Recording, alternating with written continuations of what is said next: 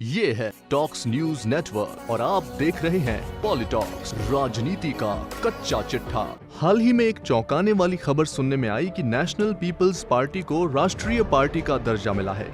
अब एनपीपी देश की 8वीं राष्ट्रीय स्तर की पार्टी बन गई है।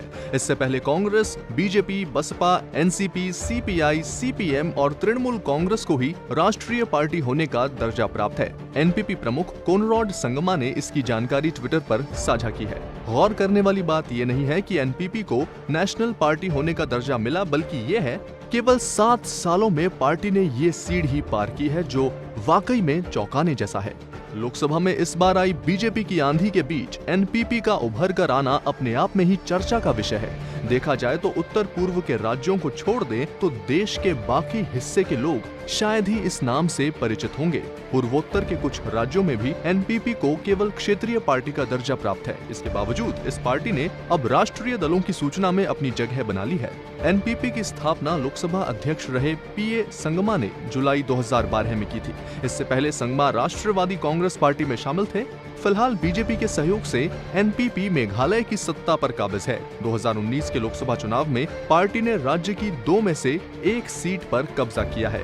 पूर्वोत्तर के आधे से अधिक राज्यों में अब एनपीपी को नेशनल पार्टी होने की खबर मिली तो सियासी गलियारों में ये खबर चौंकाने वाली थी। हालांकि चुनाव चिन्ह आदेश 1968 के प्रावधानों की माने तो एनपीपी इसकी पूरी हकदार है।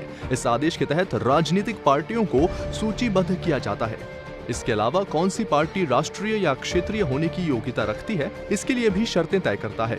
इसके तहत राष्ट्रीय पार्टी का दर्जा हासिल करने के लिए 3 शर्तें तय की गई है। कोई पार्टी यदि इनमें से किसी भी एक को पूरा करती है तो वह राष्ट्रीय पार्टी बनने का हक रखती है।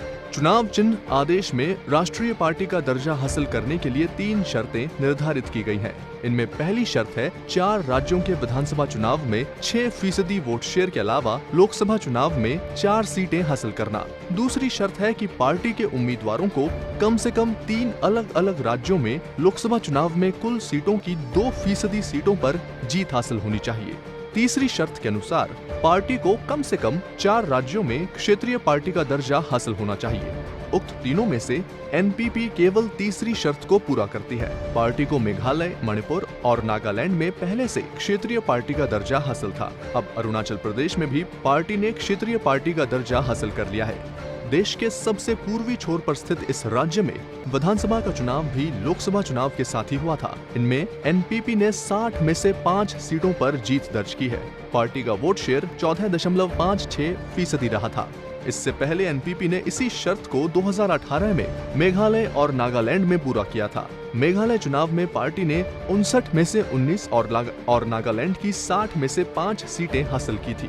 दोनों राज्यों में ही एनपीपी का वोट शेयर 6% से अधिक रहा। वहीं मणिपुर में एनपीपी ने 2017 के विधानसभा चुनावों में 60 में से 4 सीटों पर कब्जा करते हुए क्षेत्रीय पार्टी होने का दर्जा हासिल कर लिया था। चुनाव चिन्ह आदेशानुसार यदि कोई पार्टी संबंधित राज्य के विधानसभा चुनाव में कुल सीटों का 3% हिस्सा या 3 सीटें या इनमें जो भी अधिक हो हासिल करती है तो उक्त पार्टी सूबे में क्षेत्रीय पार्टी का तमगा हासिल करने के योग्य है। अब राष्ट्रीय पार्टी होने के नाते कुछ सुविधाओं का एनपीपी को मिलना भी लाजमी है। एक नेशनल पार्टी बनने के बाद एनपीपी पूरे देश में एक चुनाव चिन्ह पर अपने उम्मीदवार उतार सकती है। इससे पहले उसे ये सुविधा केवल उन्हीं राज्यों में हासिल थी जहां वो क्षेत्रीय पार्टी है। वहीं पार्टी को लोकसभा चुनावों में आकाशवाणी और दूरदर्शन पर प्रसारण की सुविधा भी मिलेगी। इसके अलावा सभी नेशनल पार्टियों को आम चुनाव के दौरान अपने स्टार प्रचारक नामित करने की सुविधा भी प्राप्त होती है।